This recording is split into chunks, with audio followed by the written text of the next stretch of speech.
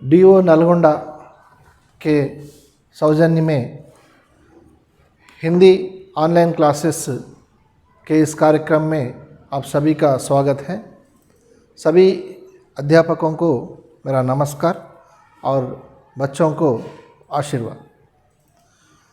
बच्चों, पिछली कक्षा में मैंने आपको बताया 10वीं कक्षा के कण कण का अधिकारी पाठ के संबंध में मैंने उसका कवि परिचय, विधा विशेष, उद्देश्य और विषय प्रवेश आदि विषयों को हमने चर्चा किया।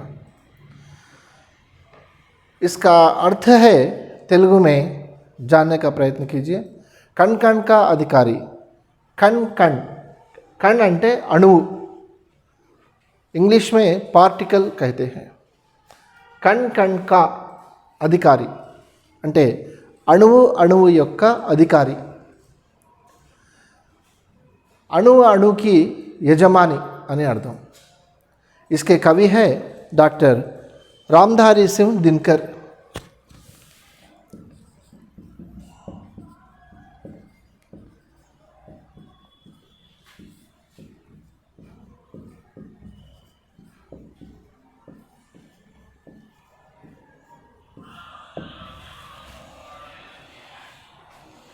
इस प्रकार पिछली कक्षा में हमने कण कण का अधिकारी की प्रस्तुतिकरण भी पढ़ा। उसमें महात्मा गांधी ने श्रम के संबंध में कुछ कहा हमसे। महात्मा गांधी अपने आश्रम में स्वयं अपना काम करते थे और सभी आश्रम के व्यक्तियों को काम करने का सुझाव देते थे, क्योंकि महात्मा गांधी के लिए श्रम पूजा के समान था। श्रमेव जयते ये उनका एक नारा था। इस प्रकार कवि ने महात्मा गांधी जी की उपमा देकर कण कण का अधिकारी कविता को लिखा है और उद्देश्य में बच्चों को ये संदेश दिया गया है कि श्रम का क्या महत्व है, श्रम करने से क्या लाभ है आदि विषय उद्देश्य में बताया गया है। तो यहाँ पर आज हम कण कण का अधिकारी कविता को पढ़ेंगे। और कवि परिचय में मैंने बताया डॉक्टर रामधारी सिंह दिनकर, बिहार प्रांत में इनका जन्म हुआ और उर्वशी कविता के लिए उनको ज्ञानपीठ पुरस्कार मिला। और यह कविता कण कण का अधिकारी रामधारी सिंह दिनकर जी के प्रसिद्ध रचना कुरुक्षेत्र से ली गई है। कुरुक्षेत्र महाभारत युद्ध का नाम है। उस कुरुक्षेत्र में काव्य ग्रंथ में, कुरुक्षेत्र काव्य ग्रंथ में अनेक कविताएं हैं। उन कविताओं में से एक कविता आपको पाठ के रूप में, पाठ्यांश के रूप में दिया गया है। तो देखिए बच्चों, पाठ्यपुस्तक देखिए और जो कठिन शब्द आपको लगते हैं उन कठिन शब्दों को रेखांकित कीजिए। పాఠ్యపుస్తకాన్ని తెరిచి చూడండి విద్యార్థులు। ఏవైతే మీకు ఏదైనా కఠిన పదాలు అనిపించినట్లయితే వాటిని అండర్లైన్ చేయండి। వాటి యొక్క మీనింగ్స్ నేను బోర్డుపై రాసినప్పుడు మీనింగ్స్ పక్కనే టెక్స్ట్ బుక్లో రాసుకోండి। ఓకే, कविता को सुनिए। एक मनुज संचित करता है अर्थ पाप के बल से और भोगता उसे दूसरा भाग्यवाद के छल से। नर समाज का भाग्य एक है, वह श्रम, वह भुजबल है, जिसके सम्मुख झुकी हुई पृथ्वी विनीत नवतल है। एक मनुज संचित करता है अर्थ पाप के बल से। इसका अर्थ है, यहाँ पर शब्द के अनुसार अर्थ देखने पर मनुज का अर्थ है मनुष्य, एक मनुष्य, एक मानव। संचित करना, संचित करना అంటే ఏంటిది? సంచిత్ కర్ణ అంటే ప్రోగు చేయుట, కూడబెట్టుట।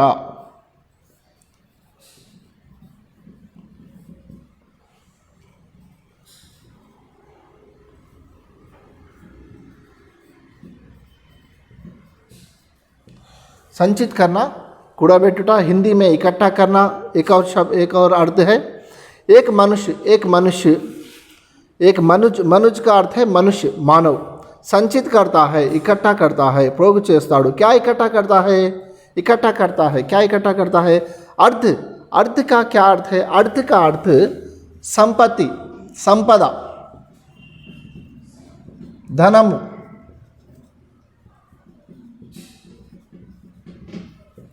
एक मनुष्य संचित करता है धन को पाप के बल से, पाप की शक्ति से, अन्याय की शक्ति से, पाप के बल से। बल क्या है? शक्ति। पाप क्या है?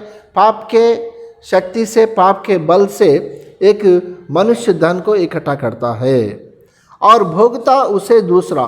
भोगना का अर्थ है इकट्ठा करना, भोगना का अर्थ है अनुभव का, उसको अनुभव करना, అనుభవించుట, उपयोग करना।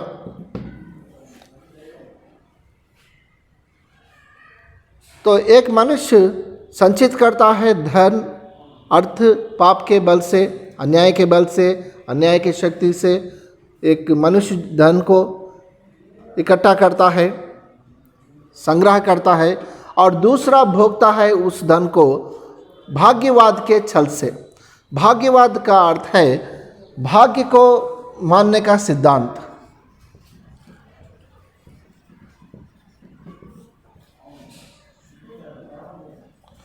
या नस, तेलुगु में इसको कहते हैं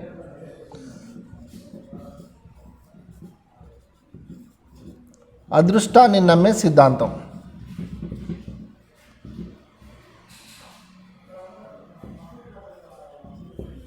అదృష్టాన్ని నమ్మే సిద్ధాంతాన్ని హిందీలో భాగ్యవాद అంటారు। एक मनुष्य धन को इकट्ठा करता है पाप के शक्ति से, अन्याय की शक्ति से, और दूसरा उसे भोगता है भाग्यवाद के छल से। छल అంటే మోసం।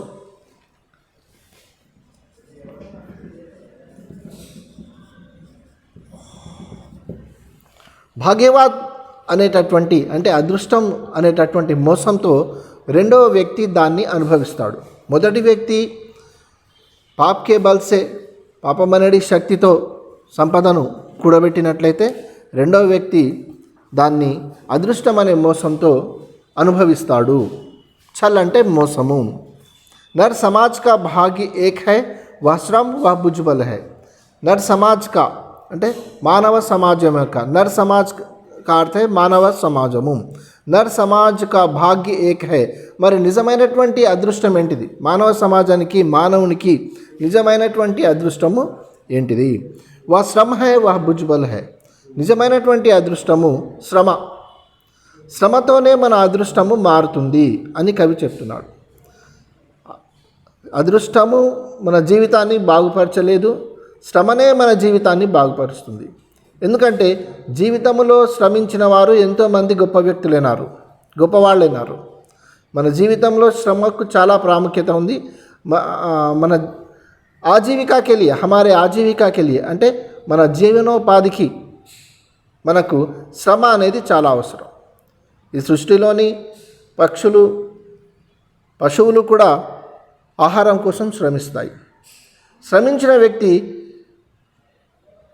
ఉన్నత స్థాయికి చేరుతాడు, సమాజంలో గొప్ప వ్యక్తి అనిపించుకుంటాడు, కష్టపడిన వ్యక్తి, శ్రమించిన వ్యక్తి।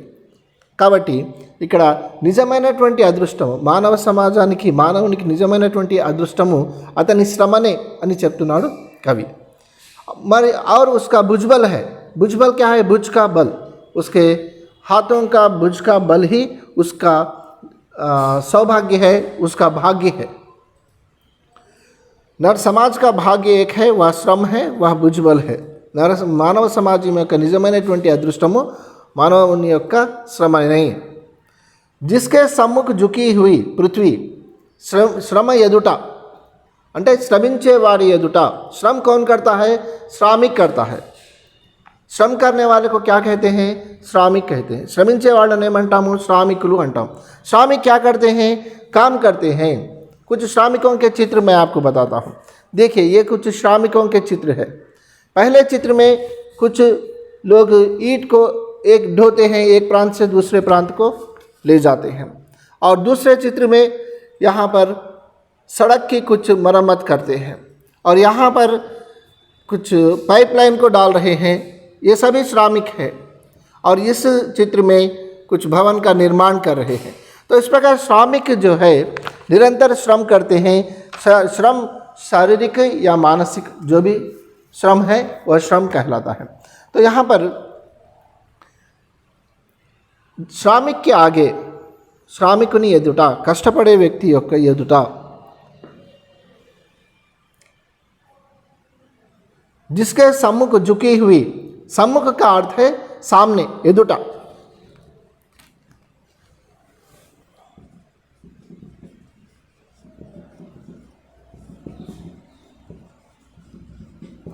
किसके सम्मुख?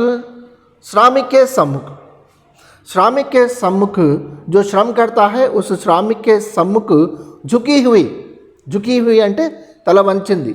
क्या झुकी हुई है? पृथ्वी। पृथ्वी क्या है? धरती। శ్రామికుడిని శ్రమించేవాడిని ప్రతి ఒక్కరూ గౌరవిస్తారు, ఎందుకంటే శ్రమించి అతడు ఉన్నత స్థాయికి చేరుతాడు। అలాంటి వ్యక్తిని ప్రతి ఒక్కరు చూసి మెచ్చుకుంటారు, హర్షిస్తారు, గౌరవిస్తారు। అయితే ప్రకృతి కూడా అతన్ని చూసి హర్షిస్తుంది। ప్రకృతి కూడా కష్టపడే వాడిని, శ్రమించే వారిని చూసి హర్షిస్తుంది। అతని ముందు ప్రకృతి కూడా అతనికి సహకరిస్తుంది అని అర్థం। जिसके सम्मुख झुकी हुई पृथ्वी, श्रमिक के सम्मुख पृथ्वी भी झुक जाती है, सर झुकाती है। और विनीत नभतल है। विनीत का अर्थ है विनय प्रकट करती है। विनीत अंटे विनयमुतो। विनीत का अर्थ है विनयमुतो।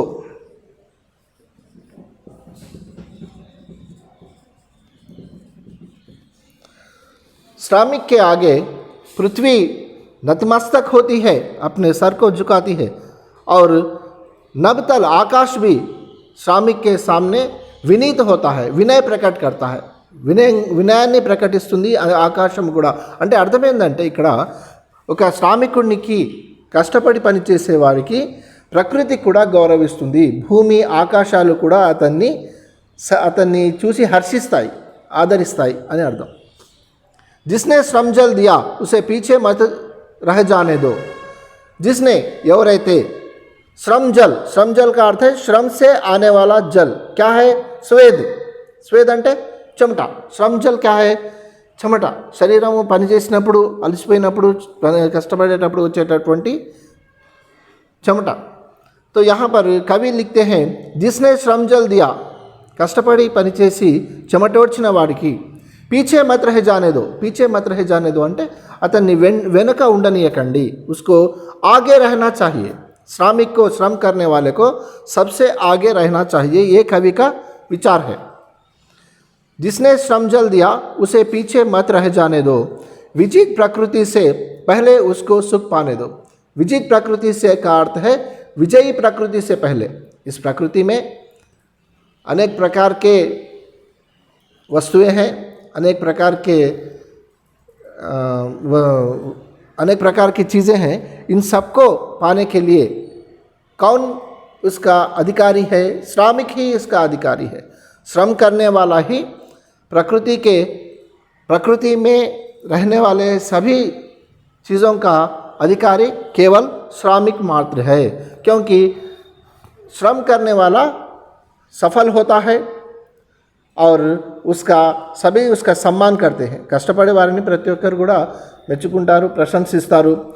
जो श्रम नहीं करता वह समाज में गौरव प्राप्त नहीं करता। సమాజము శ్రమించని వారిని ఆదరించదు, గౌరవించదు। ओके ना पिల్లలు।